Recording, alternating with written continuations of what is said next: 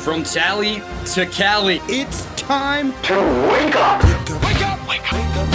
Warchant.com is your ultimate Seminole sports source. And this is Wake Up Warchant, presented by Corner Pocket Bar and Grill. One ball, corner pocket.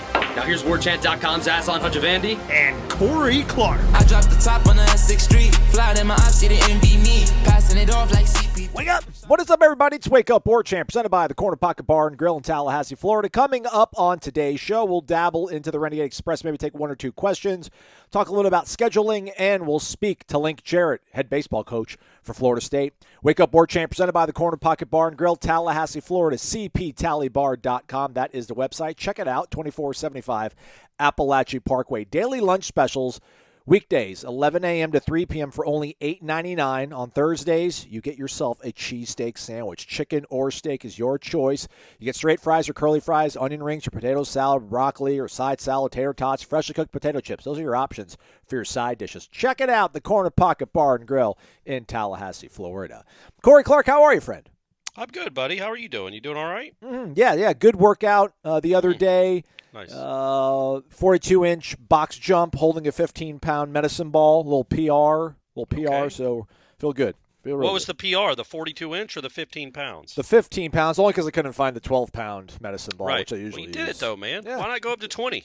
They don't have that. 18, 16, whatever the next one is. I really want to go higher. I wanted to do 48 inches on my 40th birthday. I wanted to go 4 feet on my 40th, but I couldn't. I totally biffed. It's crazy how much like six more inches, or 4 more inches rather, is like an absolute. It's Everest. So I don't think I'm ever going to get there, but who knows? Maybe I haven't researched that much, like how to improve your box jump. But probably taking more vitamin energy would be at least second on a bullet list of 20 things. So I'll go to vitaminenergy.com. I'll use the promo code Warchant, BOGO, BOGO, and I'll use the Workout Plus. Vitamins, energy. It's all in a little bottle that you can take with you anywhere.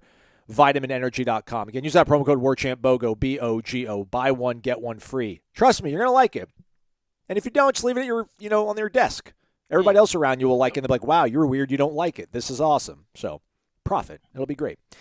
All right, Corey, we're a little bit on a weird schedule today. We do have a link towards the end of the show. Excuse me. Hopefully, some of you have probably already heard on our YouTube channel and maybe even seen up on our website. We'll take maybe one or two questions from the Renegade Express. I did want to kind of maybe get your thoughts. I know we're an ACC show. We're an FSU show. Your thoughts on this 9-game schedule thing that the SEC seems to not be able to figure out. I finally figured out why they want to push for 9 conference games, and that was because they thought that would be able to give them a little bit more leverage and better inventory to sell to their television partners and make more money. I think I read Ross Dellinger's report from Sports Illustrated, and the belief is that if they were to add a 9th conference game, they believe they could get enough TV dollars that it would equal out to around $5 million more per school per year. For just one flipping game. So I'm like, all right, I get that. But apparently they're going to maybe like, they'll keep 8 games, but they only want to do one rivalry game. And, I think we'll be all right with Florida. This might, I think maybe Kentucky and Louisville might have a little fly in the ointment, but this would mean like Auburn wouldn't play Georgia because obviously the Iron Bowl is going to go on. This would mean that Tennessee wouldn't play Alabama, obviously because the Iron Bowl is going to go on. Am I missing something here? I don't know why they'd want to keep I don't know why they can't keep 8 games and just keep it the way it is. Why they want to push for an 8 game and only do one rivalry game? It's bizarre. I think part of it is because they're tired of paying Louisiana Monroe $2 million to come get their faces kicked in. I think it is. I think it's better for the fans. Like, look, man, it just SEC teams are going to have a hard time. All teams really have a hard time finding these Power 5, not Power 5, Group of 5 or a little less than that teams that can come in. You pay them a lot of money. You get a nice, or you get a win. It's probably not an impressive win, and it just makes. I think it makes more sense.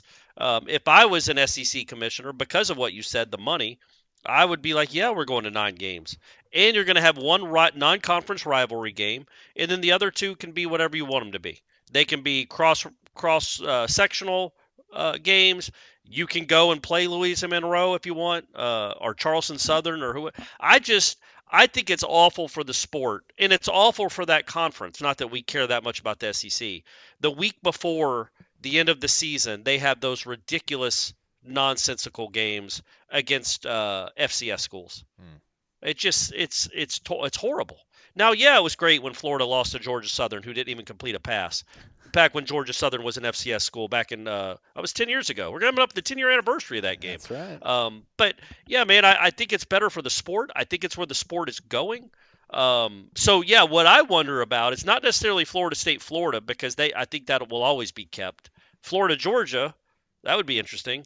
But I think that would be kept too. They would be idiots to get rid of some of the. There aren't that many big rivalries in the SEC. You know what I mean, Aslan? You got Georgia, Auburn, Florida, Georgia, Tennessee, Alabama. I don't know, LSU, Alabama. Right, and that's What even else? recent. Yeah, that's kind of last 10 or 15 years. The Egg Bowl, but they only Egg that's Bowl, their they'll thing. play. You know? And they'll play. But other than that, I mean, Missouri doesn't have one. Vanderbilt doesn't have one. Tennessee has one. I mean, I guess Vanderbilt calls themselves Tennessee's rival, but they're not. So you're not. South Carolina has none. So you're not really messing with a whole lot of rivalry games. They'll make sure the ones that people care about will stay. But I do wonder, what about Florida State, Georgia in a few years? Yes. Or Florida State, Alabama? Saban said as much. That's He's what like, I wonder about. If they will keep those games if they go to a 9-game schedule.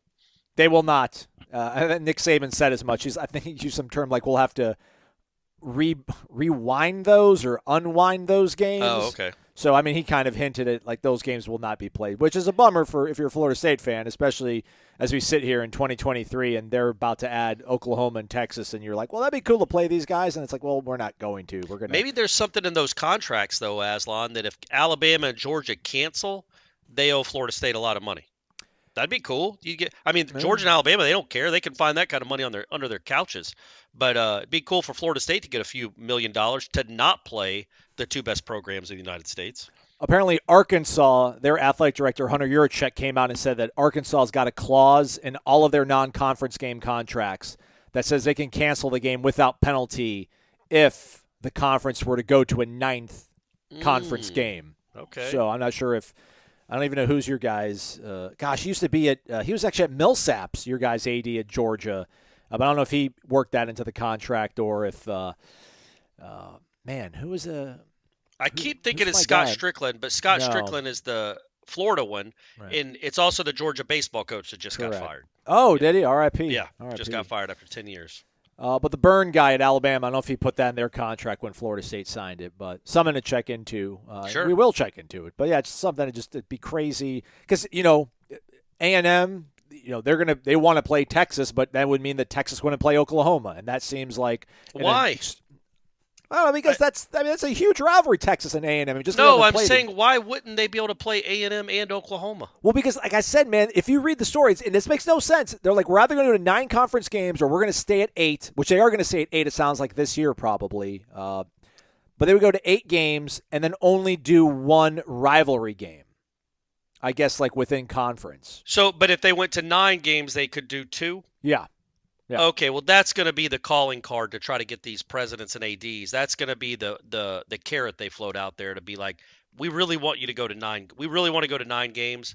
This is the carrot we're going to dangle. Either you vote on 9 games so you get to play A&M and Oklahoma every year, or you get to play A&M and Missouri. Yeah. Stoops, Mark in Kentucky wants it at 8 because he wants to keep playing Louisville. So we'll see what Jeff Brown thinks still about could. that Nobody's saying you can't. Yeah. Otherwise, check out warchant.com. Florida State will be taking on Oklahoma State in the Women's College World Series. Mostly Lonnie, speaking at the Days yesterday. So we'll have a running thread of that. We'll also do our show tomorrow at a nice hour. That way we can give you guys some of our thoughts on the softball game, so we don't want to think we're giving them short shrift. Just we spoke to them. Wasn't a lot to talk about. It was primarily Oklahoma contingent. A lot of, what do you get from playing Oklahoma State and Oklahoma earlier in the year, which, Corey, you already wrote about because you know these things. Yeah, you know these things. So check that stuff out there. All right, let's dip in here, maybe grab a question or two on the Renegade Express. Dalvinism, wake up, off-season hypothetical that I've been thinking of.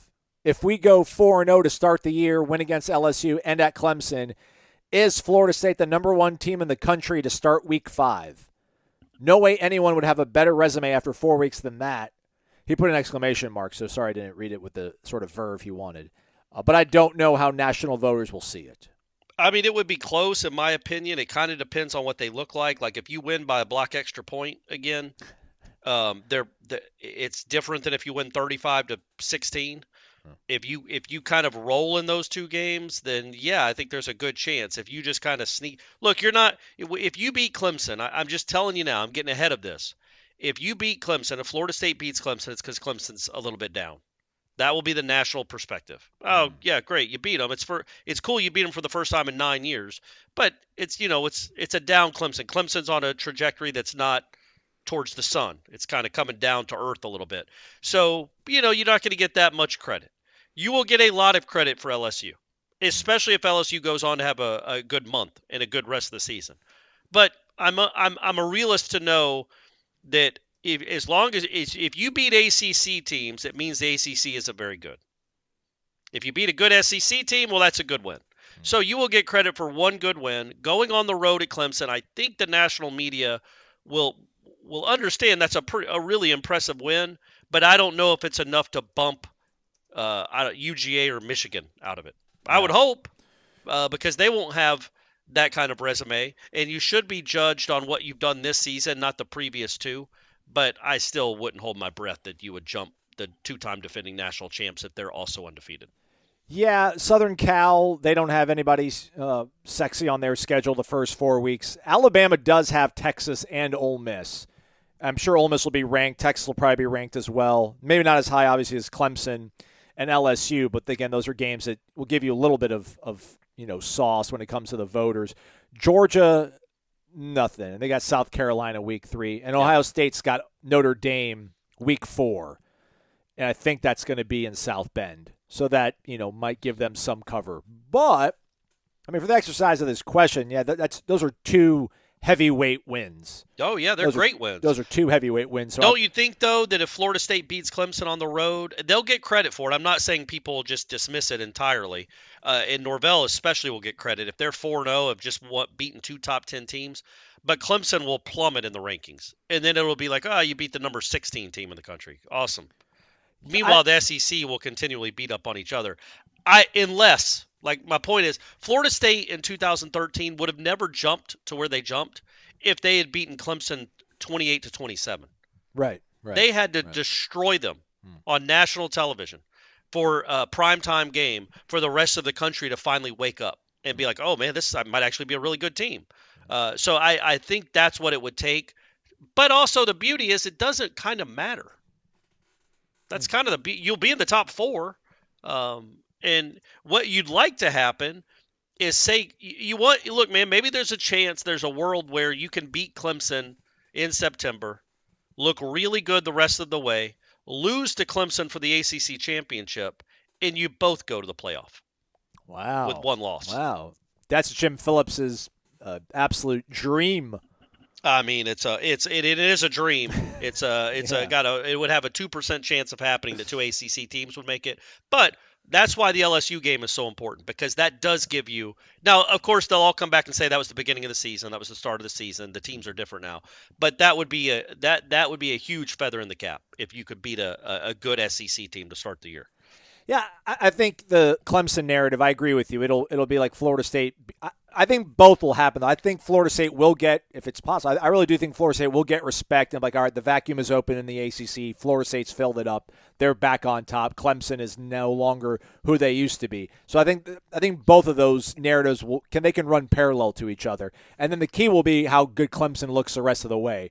If Clemson trips up and loses 2 more games, and that will increasingly look less and less impressive. Now, if they're good, they only have 1 loss, 2 losses going to Charlotte, and then you do it again, I really think you underscore just how much of a grip you've taken on the conference. So I'm not – all of it will come out in the wash. I'm not too worried about it. But good off-season hypothetical Dalvinism shout-out. Jangalang, wake up! All this hype has been incredible. Who would have thought that less than 3 years ago, as the program hit its low point in history after the devastating loss at Jacksonville State, that we would be where we are? Lots of big predictions are making the rounds. If we make it to the playoffs, should we have Brady Scott and his wife be the honorary captains as a reminder of just how far the climb has come? I mean, I love it. Sign me up. And I really do hope they have a wonderful marriage, happy marriage, and make a lot of difference in a lot of people's lives. It was inopportune for him. I get it. It was just not the best. It did end up being the best time. But, hey, Brady was confident. He was confident they're going to win that Yeah. game. You like your guys to have confidence, and he still went through it with it, even when they didn't win, because that was a very big moment in their lives. So I hope even as Jacksonville State players are celebrating all around them, it's a cool story. It's a cool story for their kids one day. But I don't think they would be honorary, but they could be. They not their fault, by the way. Right. But yes, that is kind of the absolute rock bottom of the program. Obviously that plays very little into the rock bottom part of it. That's like a little speck. But losing on a walk-off touchdown to Jacksonville State is absolute rock bottom. I just want to be there when his kids discover that it was that game. You're like, how did you, mom, dad meet? Oh, we met each other at school. How'd you propose? Or like, oh, I did it after a game. Like, oh, that's awesome. And then they find a photo, and then they see like that Jacksonville State flag in the background. They're like, wait. Well, no, they'll be like, why are the Jacksonville State players so excited for you? Yeah. Right. Did you go to high school with a lot of those guys? That'll be the explanation. We're like, oh, yeah, they were really stoked. Yeah. They love romance. Yeah. They're big fans of romance. Oh, man. All right, let's get two more in here before we load up our guy, Link Jarrett. Random_John, wake up, Azon and Corey. I hope you both feel as vibrant as your beautiful dulcet tones sound to us listeners. I'm just going to read it. On paper, no defense should be able to hold this offense under 24 points. There's a stable of thoroughbreds at every position. But quarterback, there we have one thoroughbred followed by maybe a wild Mustang and some unproven Shetland ponies. Regardless, offense is an unsinkable ship that everyone once thought the Titanic would be. Unlike that failed boat, our offense has no flaws. We can take a hit and not sink. However, defense has a lot of questions going into the season. We already do not have quality depth at safety unless I missed it. I haven't seen Michael Langston talking about the backup NIL star at that position coming in to visit. As I write this, we're about 95 days from kickoff. What gives? What is it about our freshman safeties that makes this position of need seem like not a concern so much so that there isn't a lot of smoke on who we may bring in? Also at linebacker, can we truly trust this bunch to be as good as what we had in 2013? After all, this year is championship or bust, right? Anyways, hope you all enjoy your holiday weekend. Go Noles. You go first, Aslan. You go first. I'm looking up something. Yeah, I mean, I think he was pretty. I don't think he even said anything negative about the offense. Yeah, we're good. He did say that we don't have anything behind the thoroughbred at quarterback. I don't know how many teams do though, so I'm not going to live my life scared about my quarterback going down. I'm just going to roll and be fine with it. We did the show before the live chat with Michael Langston talking about recruiting, so I don't have insight into what's going on there. There was a kid, I think, from FAU that was all conference, like honorable mention that's out there. Not sure what's up with that. I'll trust their judgment. I'll trust maybe their feel for things. I don't want to accuse them of doing something that's against the rules, but I just think like if there's somebody out there that's not happy over the next, I don't know, you probably need to get busy though, right, Corey? Like the next 3 weeks, that grad transfer that may be out there that may not be happy, they need to surface and put their name in there and then come to Tallahassee quick. I would be very surprised, again, if they just stood pat at that position. And then linebackers, no, man, they're going to get after the quarterback up front. And, as long as the Eames don't get hurt, I like to say the cornerbacks. And Kalen and Tatum, as long as Tatum can be healthy for a little bit, they'll be all right.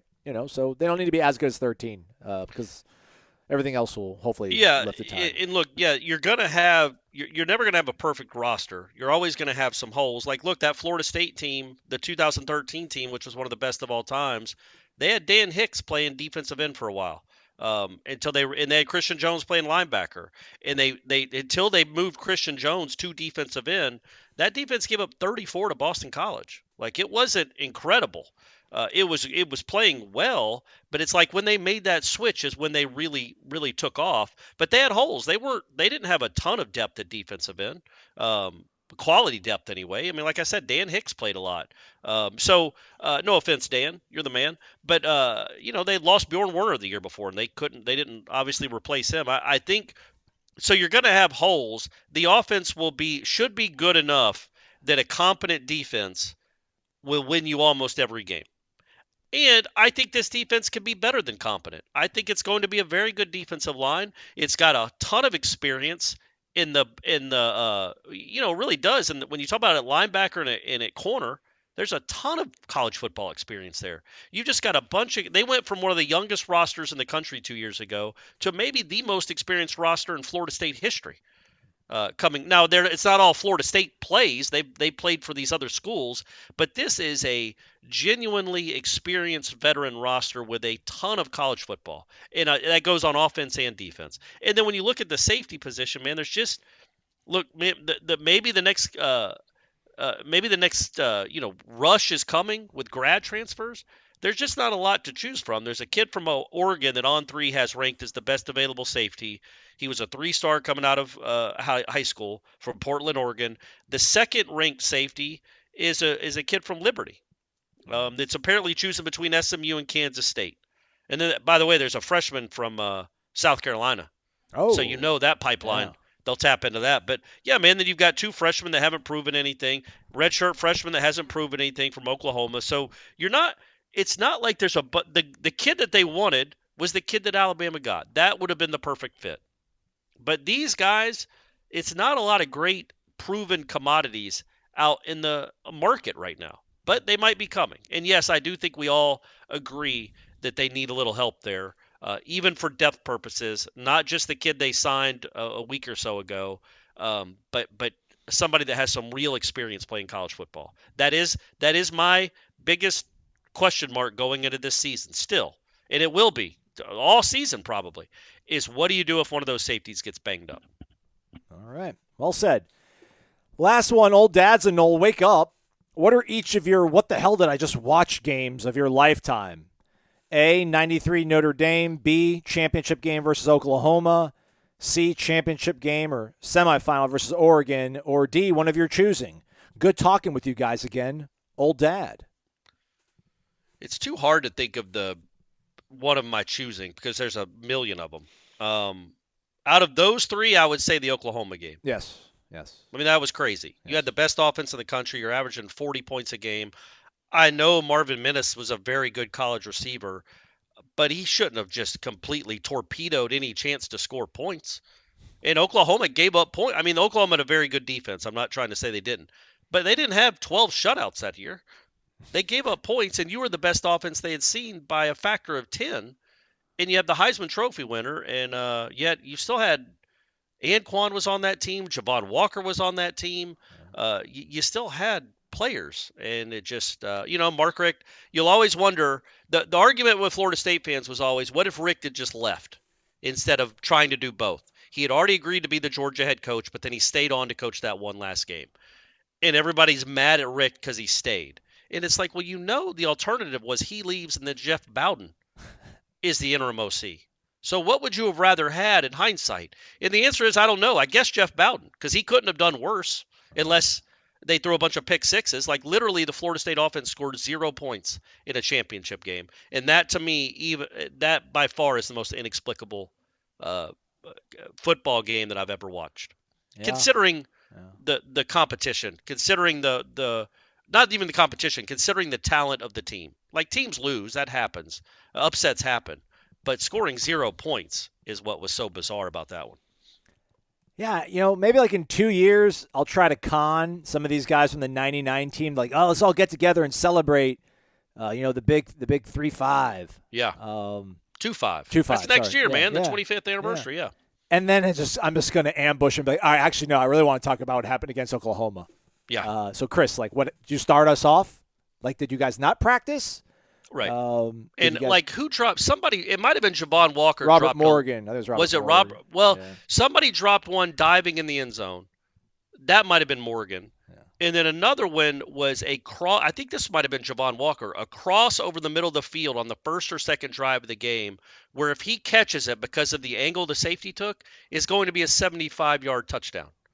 And he dropped it, and then never really got close to another touchdown after that. Off the board, though, I shouldn't say this because he's my guy. I guess Jacksonville State's probably up there for a lot of people. That's probably number one, yeah. But, mine, though, listen, I put 16 Louisville ahead of all that, probably. 16 Louisville, that was what the hell did I just watch? Yeah. It was alarming. That was an alarming what did I just watch, not just, hey, man, things happen. It was a lot like the 0-1 loss to North Carolina. Which, okay, man, you lost at North Carolina. It's a young team. You're not used to losing ACC games. It was 2 weeks after 9/11. First game since 9/11. I get it. It was a weird game, but you didn't just lose to a bad or a mediocre North Carolina team that year when you're number 5 in the country. You lost 41-9. That was pretty alarming, and it was alarming in hindsight. And I feel like 16 was the same way. Like, man, that wasn't just a loss to a great player and a good team. That was like a referendum on where the program is right now, right? And it kind of turned. I mean, they ended up having a nice year after the defense finally turned it around, but that was alarming in high. I mean, you don't just get Florida State doesn't go anywhere and just get steamrolled like that. Just no competitive fire was very, very concerning. You're right. That's a good choice too, Aslan. All right, on the way out real quick, though, Corey, looks like first drive, Atris Bell, 35 yards, run. Yeah, first Travis, play of the game, right? Yeah. Travis Minor, 2 yards. Anquan catches one but fumbles it, recovers it. And then 3rd and 10, 3 yards to Travis Minor. Second drive, Minor runs for 4 yards. 2nd and 6, incomplete to Anquan. And then Winky gets sacked. And then they punt. Is there an incomplete to Javon Walker anywhere in the first quarter? Third drive, picked off. Okay. And that's the end of the first quarter. That was all the possessions they had in the first quarter.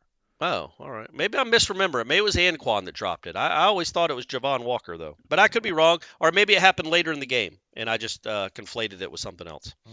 Because actually, no, there's another drive, passing complete to Anquan Bolin in the first quarter. So, yeah, man, maybe it was Anquan. Come on, Anquan. Anquan, get it together, dog. Let's get together and watch that game together sometime, Corey. I don't know, man. I don't think that's going to be something I'll ever want to revisit again. Oh, man. We'll step aside for a quick break, but then we'll have Link Jarrett on talking about what he's doing in the transfer portal to get Florida State back on track. That's coming up right after this.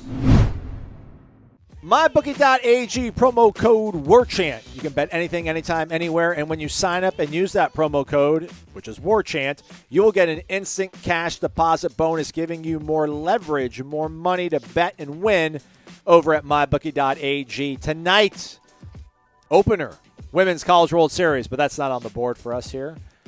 Miami taking on Denver in the NBA Finals, Game 1. I mean, at some point, this Miami thing's got to stop. I'm sorry to our friends in South Florida, but there's just no way this is going to keep happening. But until it happens, until it doesn't happen, they don't show up and they go back to being the 25th offense in the league the way they were the entire year.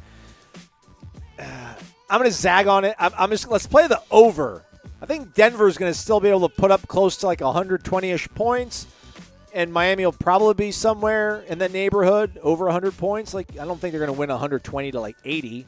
Like Denver, I think they're going to smash them. So let's go with the over on that, everybody. We'll get Corey's thoughts on it moving forward. Had to wrap quick. Couldn't get the big guy's thoughts. But that's why you keep listening, because we'll give you fresh info every single time.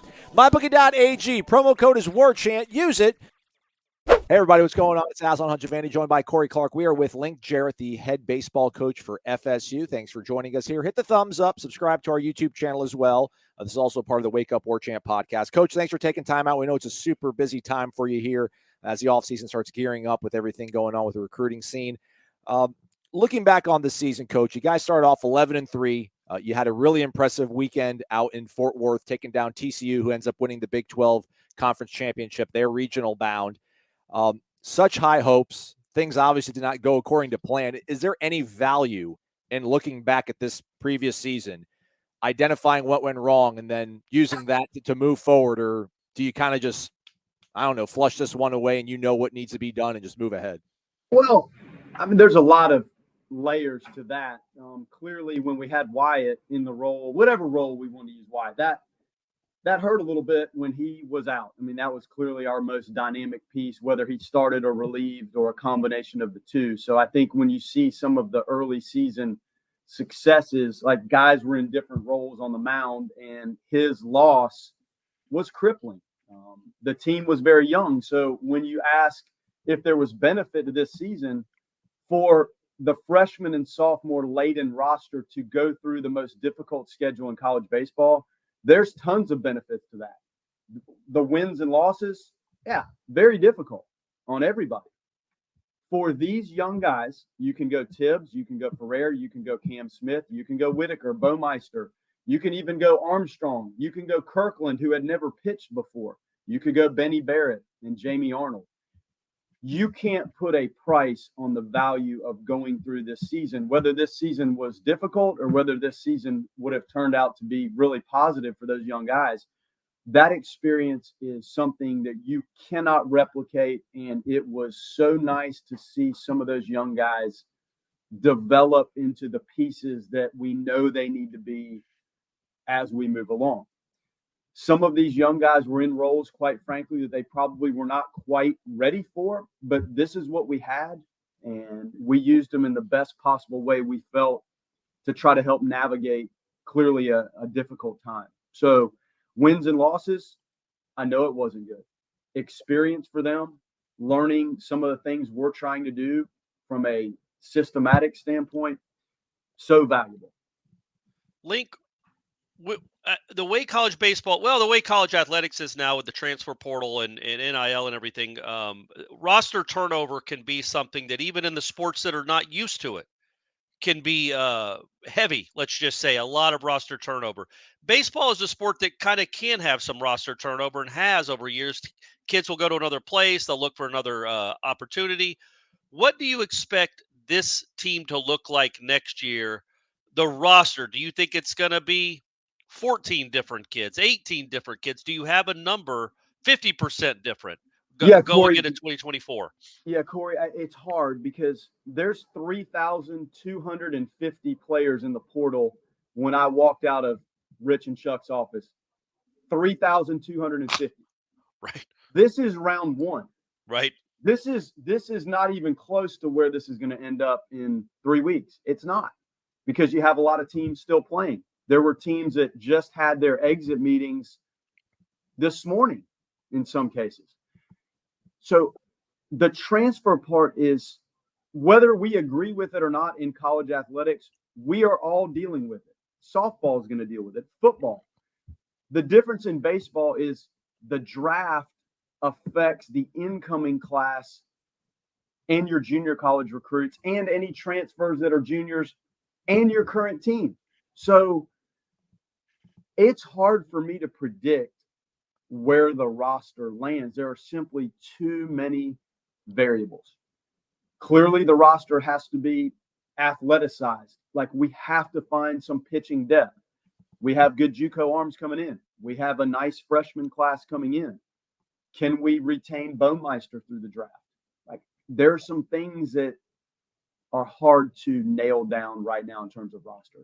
There's some really nice pieces on our team that clearly will be back, with Tibbs and Ferrer and Smith and Whitaker. And, you hope Andrew Armstrong gets back, and Arnold and Barrett. Like, they're good pieces. Diamez. Now, I know he was hurt, so there's times the season ended, he wasn't out there, and he wasn't out there the middle part of the year, essentially that middle stretch. But there's some good pieces. Now, what is available to supplement that? Do you add some age, some experience? We were drastically short left-handed bats, critically short. Without Nander and Vincent trying to switch hit, we would have had one left-handed hitter in Tibbs, which is not ideal. So you start to think of the options as the portal world keeps growing, and you do your best to present a template to them to find a way to play at Florida State if that's something they are interested in doing. And where the roster lands is really hard with all of those factors in play right now. The draft is July 9th, so it's way too late. It's just on any college coach recruiting with a draft that's that late in the summer, and then they don't have to sign till the end of July is the signing date. Right. With the professional teams that drafted you. That's how long this goes for us, the way this template has been created. And I would imagine you said there were 3,500 kids already in there. Well, that probably doesn't include most of the really, really good teams, because they're still playing. They're about to start. So you're probably talking another 1,000, 12. Like, you don't even know. Like, I guess my question to you is, maybe you don't want to. A kid might look like the best option available right now, but he isn't, because you don't know what option is going to be available in a week or 2 weeks, right? As trying to recruit out of the portal. Yes, I don't know what number we get to in the portal. I don't know. I know we have done very nicely here in the last 24 hours with this, and I think that will continue.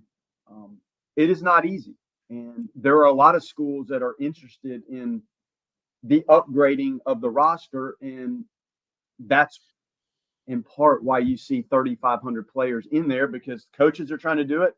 The players are trying to see what's out there. We see it in all the sports, and that it's very difficult to nail down like exact roster situations. And as a first-year coach, by rule, we have a little flexibility with the roster, and I've been through that a couple of times. So this is a period of time in athletics where you can try to make some improvements to the roster and become more athletic. We must address the pitching depth and the dynamic part on the mound that gives us a little more horsepower. Clearly, we were short there, and we have to be more athletic defensively. The pitching and defense goes hand in hand. So we're trying to address some of those things. As we talk, I broke free from the staff. We were in the middle of exactly that, and it's going to continue for the next 2 months. Coach, how do you weigh then, I guess, one in the hand, if it's a kid that's in the portal right now with, a bird in the bush, if it's a kid that might end up in Omaha here in a few weeks, is it dangerous to look at a kid and be like, he's good enough? Or, I mean, how patient do you need to be, and how will you end up ultimately working out that kind of calculus in your head? That's the trickiest part. Like when you feel like you have a chance to upgrade, you do it. And then if there's another upgrade available in 6 days, then you try to do that. It is not easy. It is not an exact science. And then you have the draft. So this is the trickiest part of college baseball. The X's and O's, the team, the season, that is, I think, what most people envision as coaching. But we are essentially front office, general manager, like scouting director and salary cap coordinators to manage the world that we're in. We talk about there's evaluation of when we're looking at these players, are we looking for certain traits and where do they fit on the field positionally?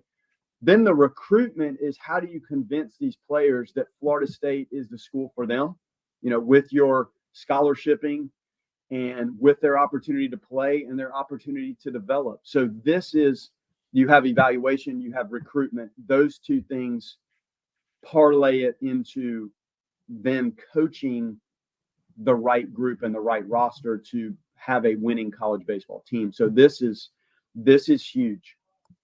Leak, when you look back on the season, I mean, as Aslan said, you started out well, and I thought you closed well. I don't think you closed well. You did close well. You beat the number one team in the country on a walk-off. You won your last road series. I think you won 4 out of your last 5 games. That middle stretch of 2-22, I guess, what did you learn about yourself as the Florida State baseball coach, or what it's like to be the Florida State baseball coach during a stretch like that quite frankly, the program hadn't seen, and I don't know if it had ever seen a stretch quite like that. What did you learn about the team and about yourself as the Florida State head coach? Well, I learned that when we had a couple, like Diamez, I think was a piece there that, gosh, if we could have had him, he smashed his finger bunting. That hurt, and then he battled an ankle injury, and then at the end, I know that was late, but that hurt, and our depth showed itself. We couldn't absorb Crowell, and clearly it was hard to handle Diamez not being there. So it was an indicator of we didn't really have the depth that we needed to absorb some of those pieces. And that middle part of this, when you look at the schedule and just the way the schedule was constructed and where we went and who we played, it was very difficult. I learned that these guys continued to fight and work at it and came out better on the other side of it. Now, when you say we finished well, we played better towards the end. I still don't think it was the type of output in baseball that we need to play, obviously, down the road here. But this could have been it was tough, but coming out of that swale in the middle, and you see some of the younger guys really start to figure it out. And some of the pitching, I think when we tried to fight through Kirkland early on, people probably were asking, why do they keep running? Why are you running him out there? Well, we ran him out there because we saw the potential to be what he was toward the end of the season. There was no other way to work through it, and we didn't have anyone else with that kind of capability. So you see that at the back end, and you see Armstrong kind of figure it out, and you see Baumeister figured out, and you see Whitaker starting to learn what it's like to go deep in starts. And then you see Oxford totally transform like his ability to manage the outing. So that's what I learned through the tough part. And it was nice to see some wins toward the end of the year. But yeah, the middle part, to learn how important like roster construction and depth and athleticism are, like that's what I learned in the middle. And it was challenging. And to try to keep the guys, when are you trying to be very positive with them, and when does the messaging need to be something different when clearly things were not going well? That's something that I had not really been through, and you learn it. And dealing with you guys before and after games, like those are pieces, and addressing that and explaining it, those are things that I learned. So, and now you learn when you're sitting here with these recruiting decisions to make, the gas pedal is down to try to make sure the roster has a little bit better flow and look to it, and a little more balance and athleticism. On Monday, when they're doing the selection show, I've been covering Florida State for 15 or 16 years. Clearly, I'd never taken like a Memorial Day off to not watch the selection show. I know you're a self-motivated person anyway. You don't get to where your lot in life if you're not. Is there any extra motivation? I don't know if you watched a single inning of the ACC tournament. I don't know if you watched the selection show. I don't know if you know who the regional hosts are, because I know you're concentrated solely on Florida State. But is there an extra motivation this time of year because you're not getting ready to play in that stadium behind you? Well, the motivation right now is the recruiting. Yeah. So I'm the ACC representative for the selection committee. So you probably do know. Well, I know way too much. Right. So I'm having to evaluate every team that we played, and the teams that are in the other 5 conferences that we evaluate for the selection committee. It's very difficult. And to think back, I've done this 6 years, I guess, and it hasn't gone real well for us at Notre Dame. For my son, when his NC State team didn't get in last year, we should have hosted. We should have been a national seed. We should have done this. And you're trying to explain the metrics of each one of these teams. And clearly it was not enjoyable this year to be on those calls. I did the best I could do. We broke it down. You kind of rank how you feel this side of the country stacks up, more or less. We don't rank the SEC. They're not in our regional call grouping that we have.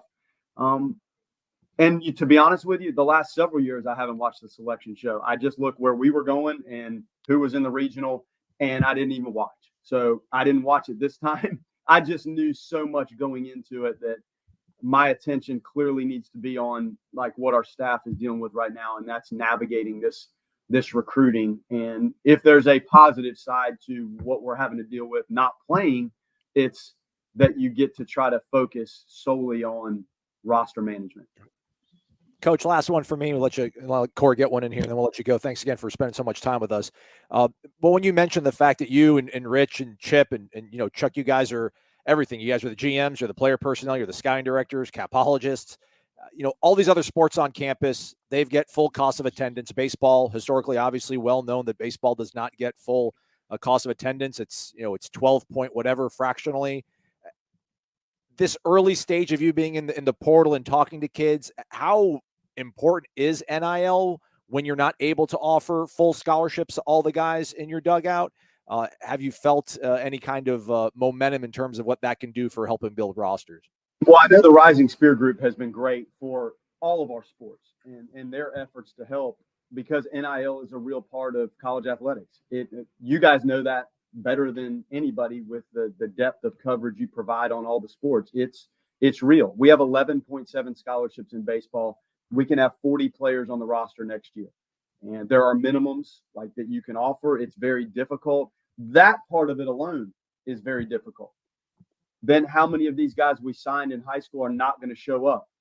If Arjun Namal is drafted in the first 12 picks of the draft and doesn't show up, like how much scholarshiping is he on? What does that free up? What does it do to your roster? So just the scholarshiping alone is so challenging. And then the length of the scholarship agreement, that's a whole nother piece, and how you balance that and how you maneuver aid around. Then when you get into the NIL world, I mean, clearly that's a life of its own, and we've never seen anything like it in college athletics, but it's real and it's here, and we have great support and people that have helped with Rising Spear and helped fund it.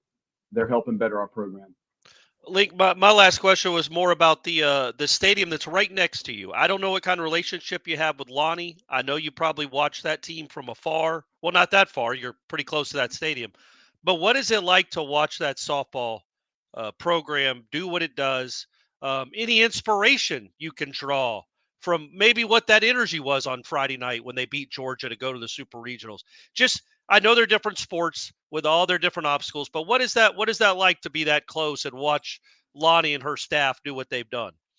Well, Lonnie's a pro, and they run a professional style group. Like, it's they're team oriented. You could see it, the energy, the way they play, the togetherness, the enthusiasm, the detail, the athleticism, the balance.